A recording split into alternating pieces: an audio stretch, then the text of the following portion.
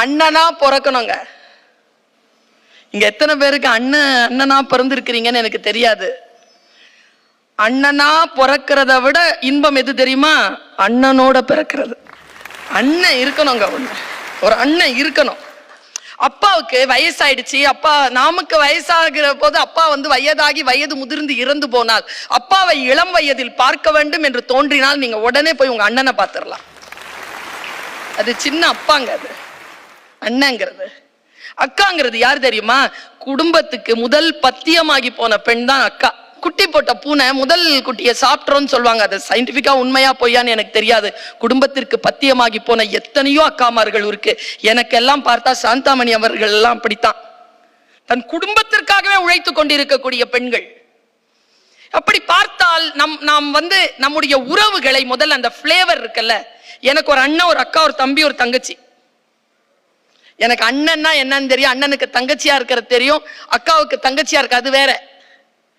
தம்பிக்கு அக்காவா இருக்கிறது வேற, தங்கச்சிக்கு அக்காவா இருக்கிறது வேற. இந்த இன்பம் இருக்கு இல்லையா, இந்த பிளேவர் இருக்கு இல்லையா, அந்த பிளேவரை, அந்த ருசியை அனுபவிக்கின்றவர்களுக்குத்தான் தெரியும் அந்த ருசி என்பது எவ்வளவு அற்புதமானது என்று. இன்றைக்கு இல்லைங்க. நான் இப்படித்தான் சொல்லுகிறேன். இன்றைக்கு இல்லாமல் போயிருக்கக்கூடிய சூழ்நிலையில் இருப்பதை கொண்டாடி கொள்ளுங்கள். இருக்கின்ற ஒன்று இரண்டையாவது கொண்டாடி கொள்ளுங்கள். ஒன்னல்ல, ஒரு குழந்தை பெற்றிருக்கிறீங்கல்ல, ஒரு குழந்தை பெற்றிருக்கிறவங்க எல்லாம் இன்னொரு ஒரு குழந்தை பெற்றவங்களுக்கு கல்யாணம் பண்ணி கொடுத்துருங்க. அந்த 2 குழந்தைய முடிஞ்சது கதை. அந்த 2 பேருக்கு பிறக்கிற குழந்தைக்கு அத்தை கிடையாது, சித்தப்பா கிடையாது, பெரியப்பா கிடையாது, பெரியமா கிடையாது, யாரும் கிடையாது. அந்த விபத்தான சூழ்நிலைக்குள் சமூகம் நுழைந்து கொண்டிருக்கின்ற பொழுது நான் பாராட்டுகிறேன் தமிழ்நாடு அரசை. தமிழ்நாடு முதல்வர் அவர்கள் சொல்லுகிறார்கள், இன்றைய இளைஞர்கள் நிறைய குழந்தைகளை பெற்றுக் கொள்ளுங்கள். நிறைய குழந்தைகள், நிறைய சமூகம் சூழ இருக்கக்கூடிய அந்த மரபுதான் தமிழர்களுடைய மரபு. தனிப்பட்ட மரங்கள் இல்லை. நாங்க அதாவது தனிமலடி தாழம்பூம்பாங்க. அது என்ன தனிமலடி தாழம்பு? ஒத்த புள்ள பெத்தவளையும் மலடின்னு சொல்ற சமூகம். சாஸ்திர அமைப்புல ஒரு குழந்தை பெறக்கூடாதா, 2வது குழந்தை கண்டிப்பா பெத்துக்கணும்பாங்க. ஆக குழந்தைகளும் உறவுகளும் நிறைந்து இருக்கக்கூடிய ஒரு சரணாலயம் போல இருக்கக்கூடிய குடும்ப சூழல் நமக்கு வாய்த்திருந்தது.